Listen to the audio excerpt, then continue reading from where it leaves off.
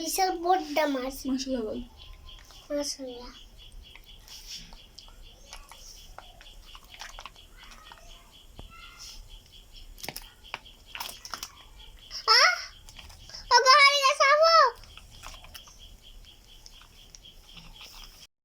আসসালামু আলাইকুম। আশা করি সবাই ভালো আছেন। আলহামদুলিল্লাহ, আল্লাহর অশেষ রহমতে আমরা আপনাদের দোয়া ভালো আছি। যে যেখান থেকে আমার ভিডিওটি দেখছেন, ছোট্ট হলে আদর, স্নেহ, ভালোবাসা, আর বড় হলে আমার সালাম।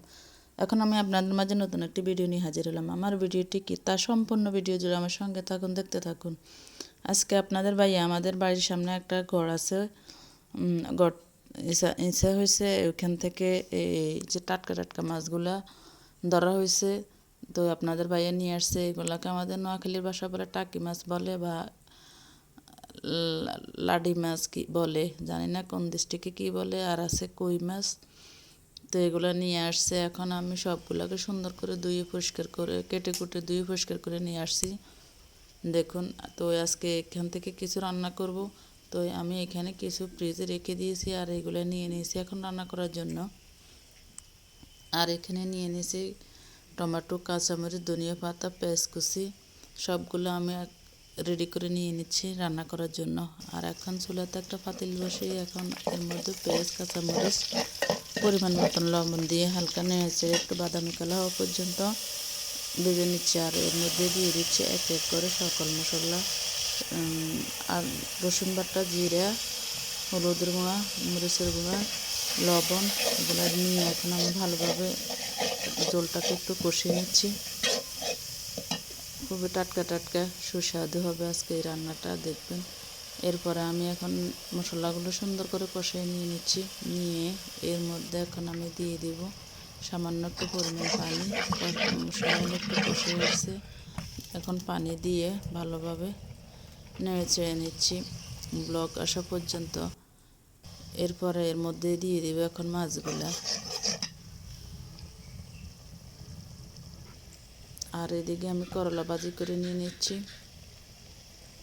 তা আজকে রান্না হবে এই শোল মানে টাকি মাছ চচ্চড়ি আর করলা ভাজি, সাথে থাকবে একটু মশারির ডাল।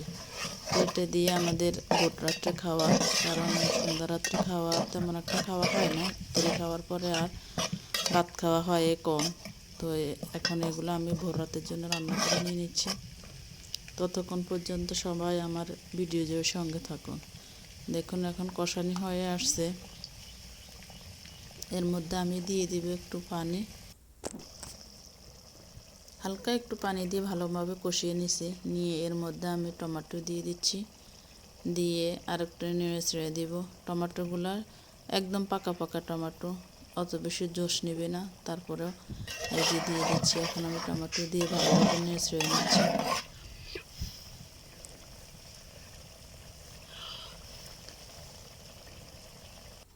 দেখেন কি সুন্দর একটা কালার, মাশাআল্লাহ।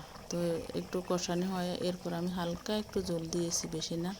আর এর মধ্যে দিব সুস্বাদু হওয়ার জন্য, একদম টেস্ট হওয়ার জন্য একটা ম্যাজিক মশলা।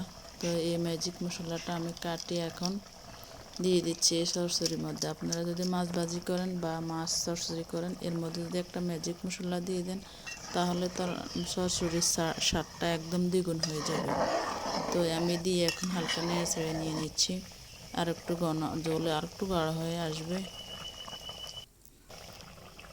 তো এই যে আমার জলগুলো একদম গাঢ় হয়ে আসছে। এখন আমি চুলাতে মানে এর মধ্যে দিয়ে দেব কিছু ধনিয়া পাতা। ধনিয়া পাতা দিয়ে হালকা নেড়ে ছেড়ে এখন চুলা থেকে নামিয়ে নেব। দেখুন জল একদম গাঢ় হয়ে আসছে, এখন আমি চুলা থেকে নামিয়ে নেব। তো যারা আমার ভিডিও এই পর্যন্ত আমার সঙ্গে ছিলেন তাদেরকে অসংখ্য ধন্যবাদ। আর যারা ভিডিও শুরু করার প্রথমে লাইক দেন নাই, তারা এখন আমার ভিডিওতে একটা লাইক দিবেন আর সুন্দর সুন্দর মতামত জানিয়ে যাবেন। তাহলে দেখুন এই যে রান্না শেষ।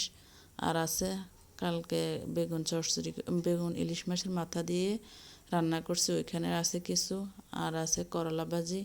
তো তাহলে আজকের মতো এখানে, আল্লাহ হাফেজ, আসসালামু আলাইকুম।